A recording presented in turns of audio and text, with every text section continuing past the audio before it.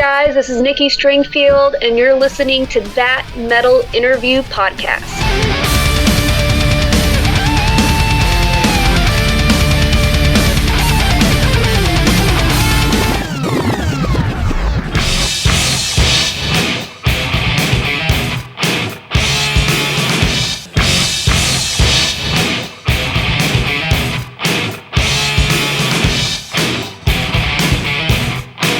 That Metal Interview.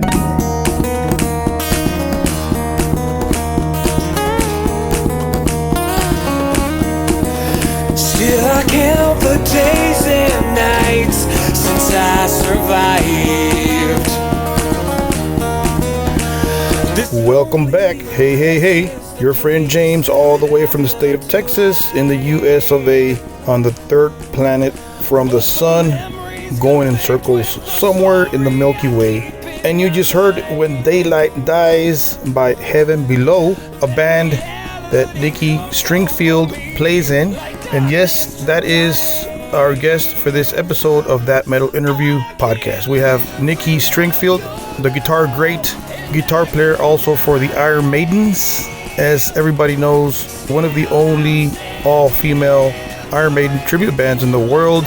But I believe there's another one somewhere in Brazil, and I think there's one more somewhere, maybe. So anyways, Nikki plays with the Iron Maidens, and she has a brand new album coming out.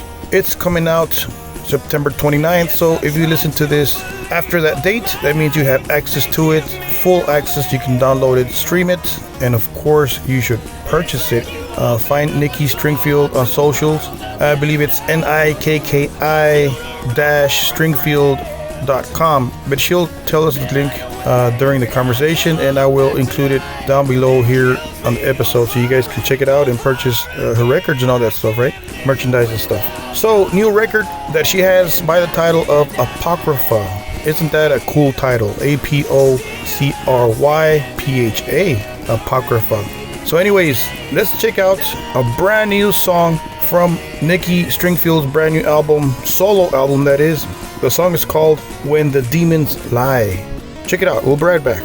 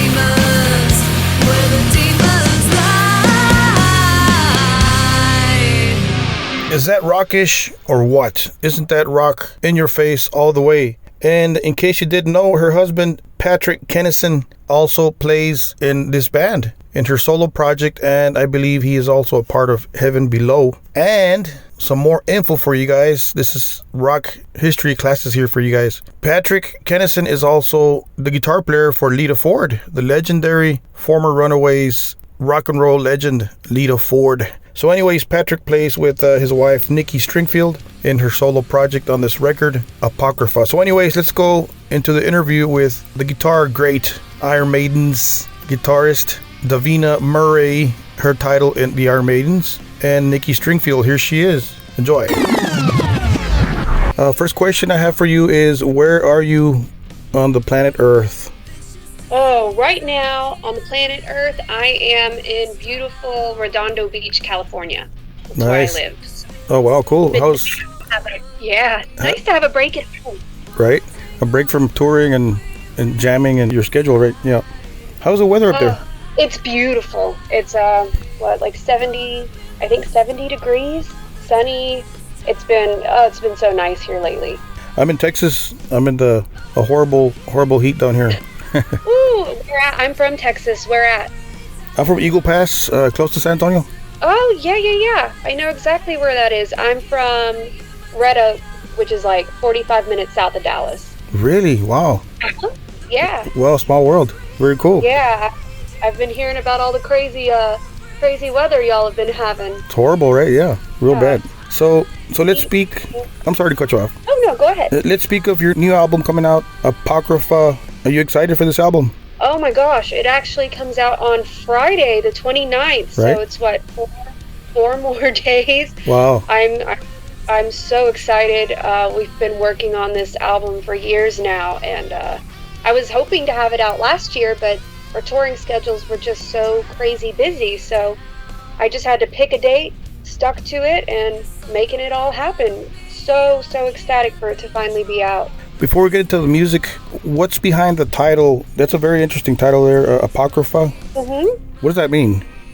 So my EP was called Harmonies for the Haunted, Yeah. which is a lot of work, a mouthful. So I wanted a one-word album title for this one. And I kind of like weird things. I was watching, I'm a big history buff. I like alien stuff. I like all that kind of stuff. Yeah. I was watching, it might have been Ancient Aliens, some kind of documentary. And they were going into the Bible and how there were all of these texts that were intentionally left out of it, practically banned from the Bible. They're called Apocrypha. And Wow. actually quite just literally, Apocrypha translated from Greek it means forbidden text. So I thought that was cool. So it actually translated literally means like forbidden text. Oh, wow. I didn't know that. I've heard of the Book of Enoch, which has been also deleted from the Bible, right? Something like that. Yeah. Yep. Oh, That's wow. probably part of the Apocrypha. So there's actually quite a few of them. Wow, very cool. I didn't know that. I learned something today. I know everybody's like, how do you say that? What does that mean? And I was like, okay, this is cool. It's very original, yeah. I love, Yeah. just by the real quick, I watch all that stuff, the History Channel stuff, the alien stuff, and the ancient, yeah, it's cool stuff, very cool stuff. Love that. Right now I'm stuck on Expedition Unknown. I've been watching those like Oh, crazy. yeah. I love all that kind of stuff. Very cool show. So, what's your take on that? It's nothing to do with music, right? So, what's your take on the alien thing? Do you think aliens have been here amongst us all these years, or do you think they still live in another planet, or what's your take on that? Oh, I think they've been here for forever, and I think that the more you look at ancient civilization, there's I think it was called, what was it called on Netflix? Oh man, I'm gonna have to look it up. There was a documentary that was great that went and showed ancient civilizations and how they're actually way, way, way older than we all think. And so there was something here before us, not saying they never go out and say it's aliens, but I think that they helped, kind of get our civilization going Right? in some way. It's pretty crazy. I think that has a lot to do with it. And actually, my other band, Heaven Below, will be releasing an album. And I'm in that band with my husband, and I kind of got him into all this stuff too. and we're calling that album The Majestic 12. Oh, wow. Which has to do with aliens and the committee that oh yep, there he is, that reviewed alien stuff. So wow. We're kind of making that a little bit of has some stuff to do with aliens. Yeah. For people who don't know, who is your husband? He plays with your solo band too, right? And Heaven Below.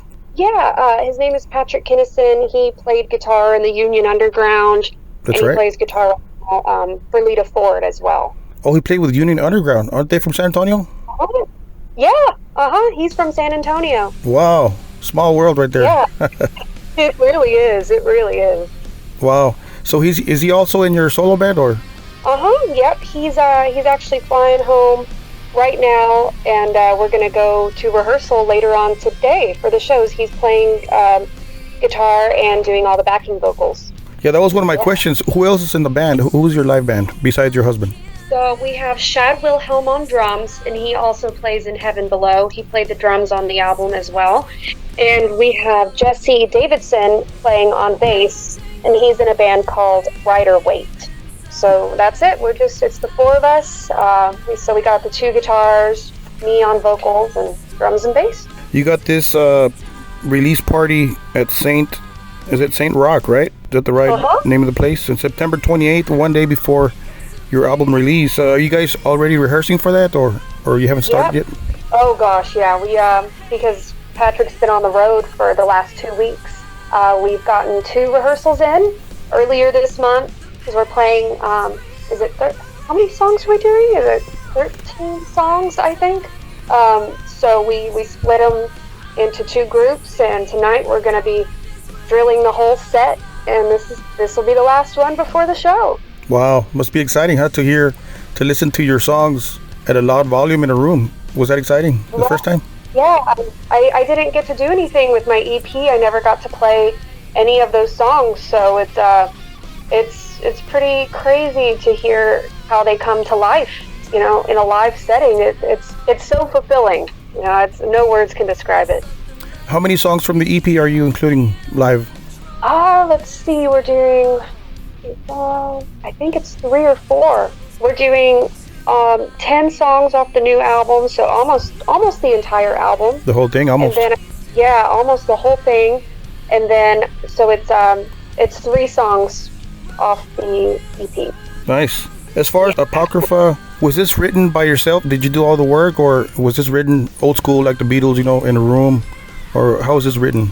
It was mostly me. It was written because, like I said, my EP, Harmonies for the Haunted, came out in 2019, October, and then the pandemic hit, so we were stuck at home, and we didn't really know, it was a really scary time. We didn't know what was going to happen. It was chaos here in California and Los Angeles, and so I just started writing riffs, and then, the lyrics are kind of inspired by all of that, the chaos, just the insanity of the moment. And so it's kind of darker lyrically in some spots because we didn't know what was going to happen. And so I wrote the majority of it, and then I kind of did some of the drum loops on my computer, and then once everything kind of cleared up, Patrick and Shad and I got in a studio, and I let Shad do his thing on drums, and he really, I'm no drummer. So I let him just go crazy with it. So that really brought it to life. And then Patrick added guitars to it and really spiced it all up. And he produced my vocals. And some songs I had completely written lyrically, and other ones I was kind of stuck. And so Patrick and I work really well on writing lyrics and everything together. So he did add to some of the lyrics as well. Well, can't wait to hear it. Thank you. Which is your favorite track on this new album? Oh my gosh, it changes. I think probably my favorite might be Lunacy. I love the solo. I think that's my favorite solo I've ever done. And it's different because it sounds like a more happy song in contrast to the lyrics. And so for those that have heard the album, a lot of people are saying that's their favorite. But I will say the song Where the Demons Lie, which will be the first single, we have a video coming out for that this week.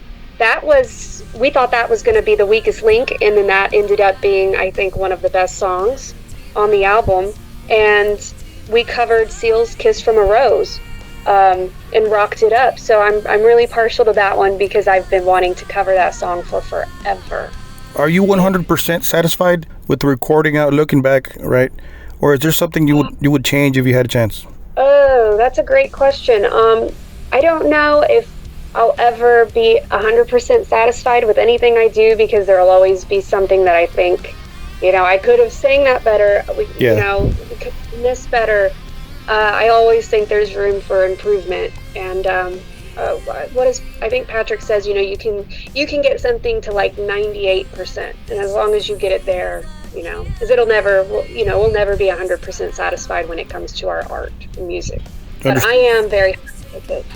Yeah. So you mentioned Where the Demons Lie. That's the new video coming up, you said? It's coming up soon? Yeah. Coming out this week. What is that about? Can you talk about that song? What are the lyrics about? Yeah, so that one in the video, I'm into horror movies and everything, so that always kind of inspires the lyrics. Cool. You can take it as like dealing with a toxic person, an addiction, just anything toxic in your life that you're battling with. And that kind of shows in the video. Okay. It's a live video with the band, and then we have this guy who's dressed as kind of a creepy demon behind me, and it's cool the way we had it. We filmed it and everything with the mirrors, and kind of has like a horror movie effect in it. Very cool. So speaking of yourself, at what age did you start playing guitar, Nikki? Were you kind of young? Were you a teenager or maybe younger? Yeah, I wish I would have started earlier. I was 14 when I first got serious with it. My dad's a guitar player, and my parents were both into rock and metal. So oh, nice. I grew up listening to it, and so I had a guitar for a while, but I started listening. I got really into Nirvana, and then that inspired me to really just pick up a tab book and learn every song in it, and that's how I really got focused on it. And then going to concerts as well. I just knew I wanted to be up on stage once I started going to concerts. Yeah. Speaking of Nirvana, which is your favorite song from Nirvana? Oh, I don't know if I can have a favorite. I Too really many? love Heart-Shaped Box. Yeah. And the cover of Where Did You Sleep Last Night on I was just listening to them the other day, and there's every single song I just love. Well, you're a great guitar player, and everybody's seen you play leads and stuff with the Iron Maidens and your solo stuff and this and that. Kurt Cobain was not known as much of a lead guitar player. He's more of an arranger and a composer, right? Where did you get your chops for to play leads like that? I grew up, like I said, being from south of Dallas. I loved Pantera. Yeah. My dad listened to AC/DC all the time, so I grew up listening to everybody. I think one of the first riffs I learned was 2 Minutes to Midnight, actually. Nice. But I got into Avenged Sevenfold on their Waking the Fallen album. Yeah.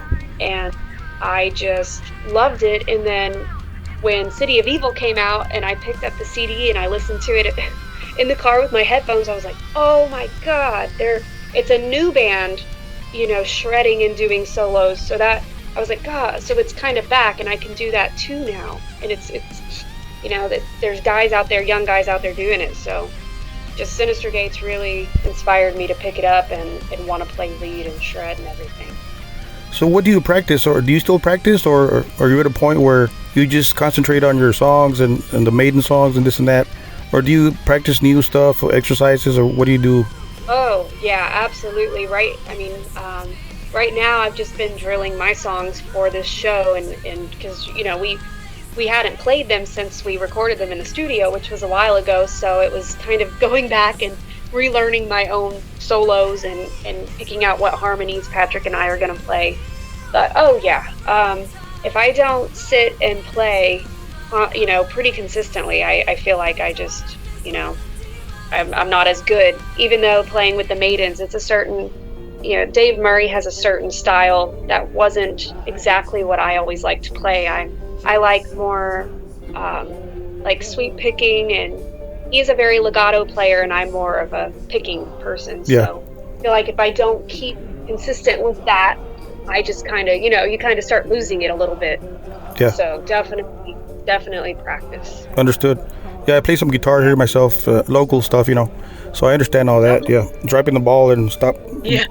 practicing. Yeah, I gotcha. So speaking of Maidens, a very well known, probably the only all-female Maiden cover band, right? Is there another all-girl Maiden band in the world that you know of?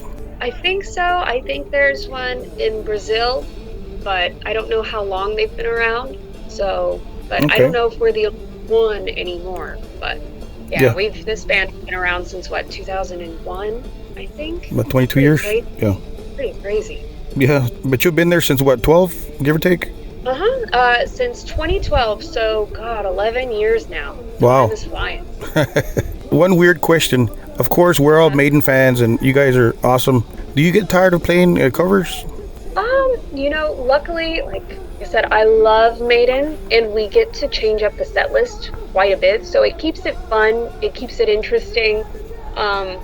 Love the girls too, we're like family, so that really helps. But luckily, I have this outlet of my own stuff, so that really helps.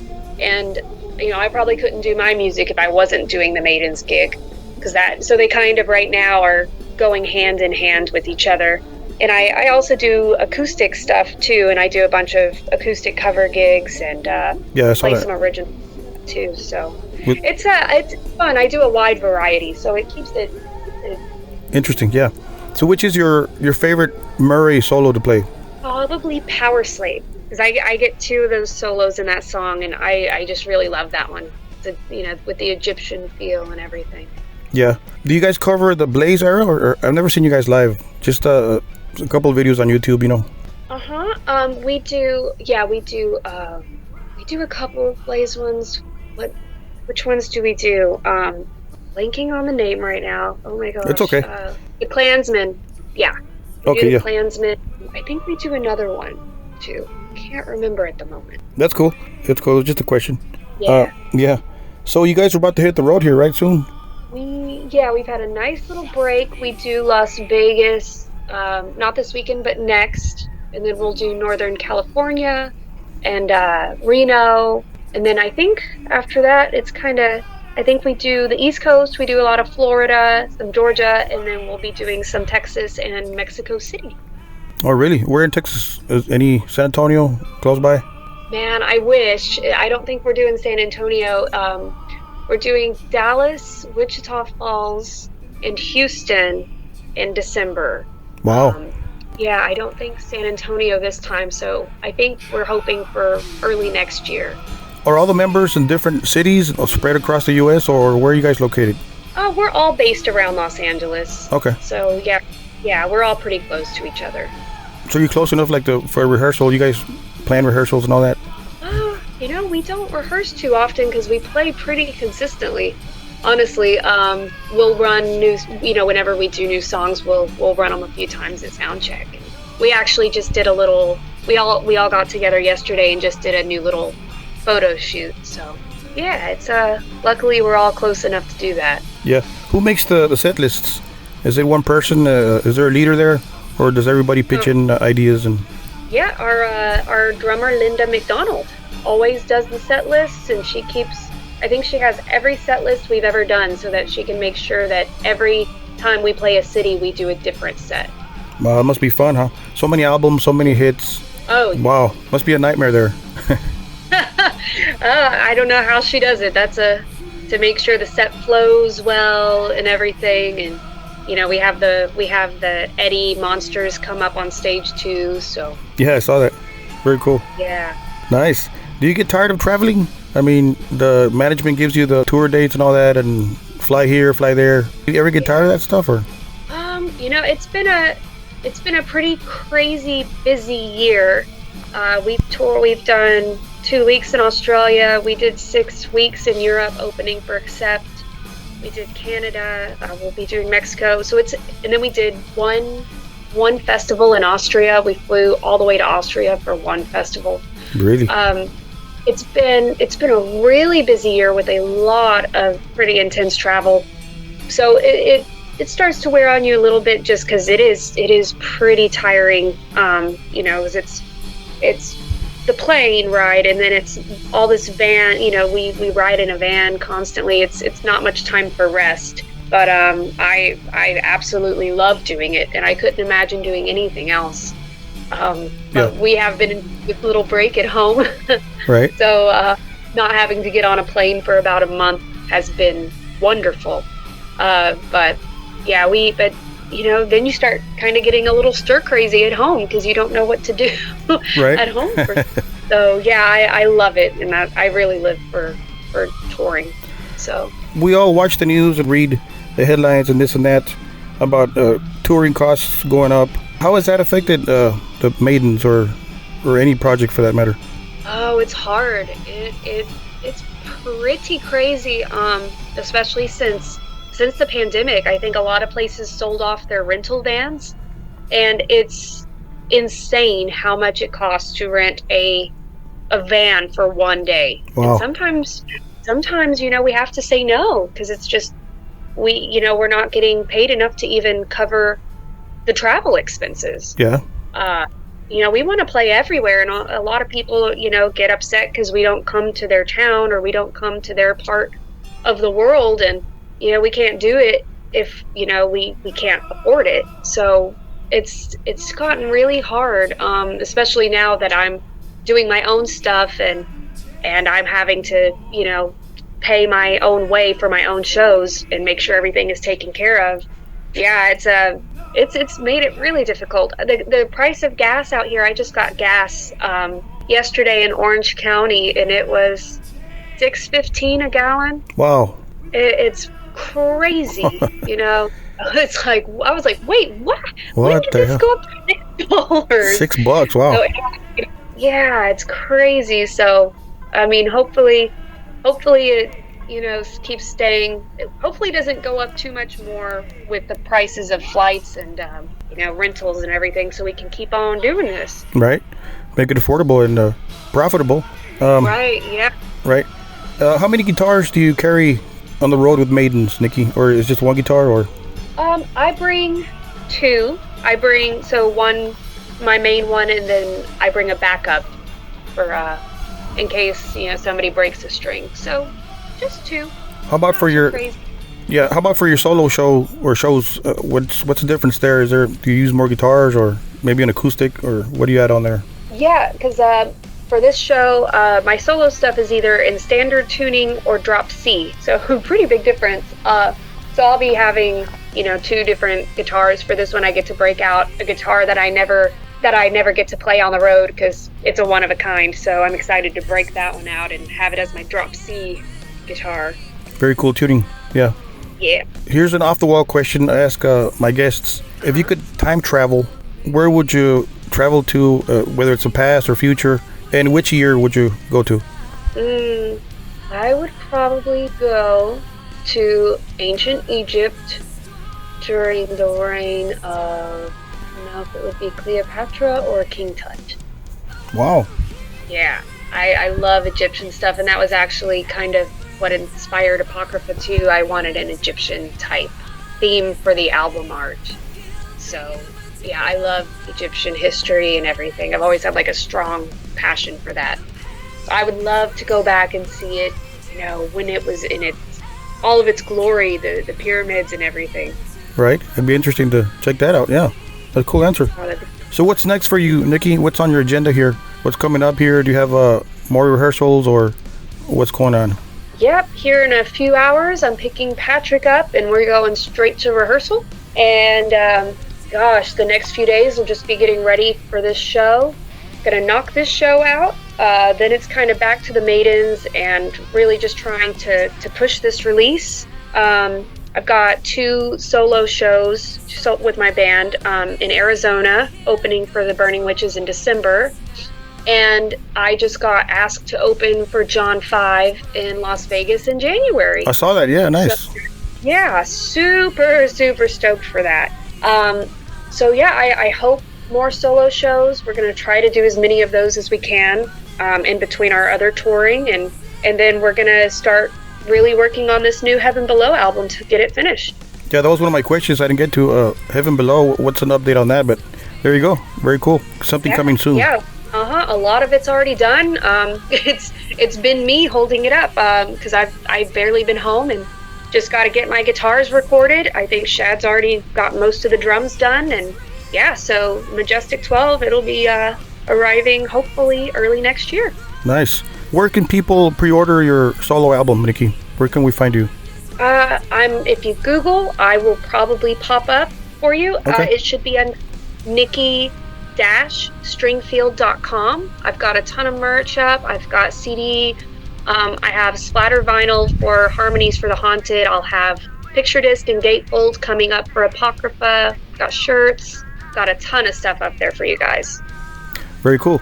Before we let you go, Nikki, would you like to send a message to your fans and friends listening? Thank you guys. Thanks so much for joining me on this wild ride. I could not do it without you.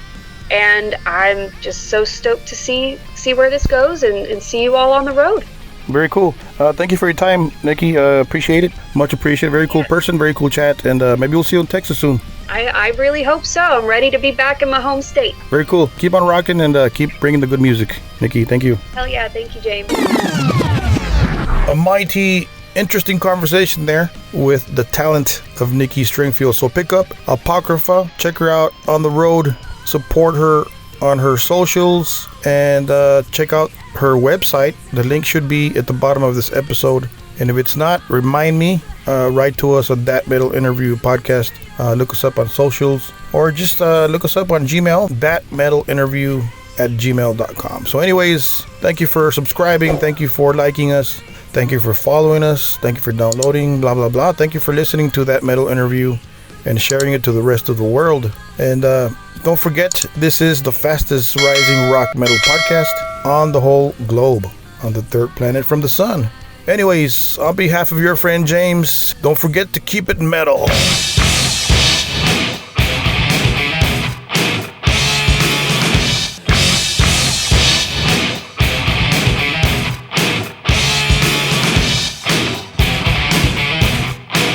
That Metal Interview.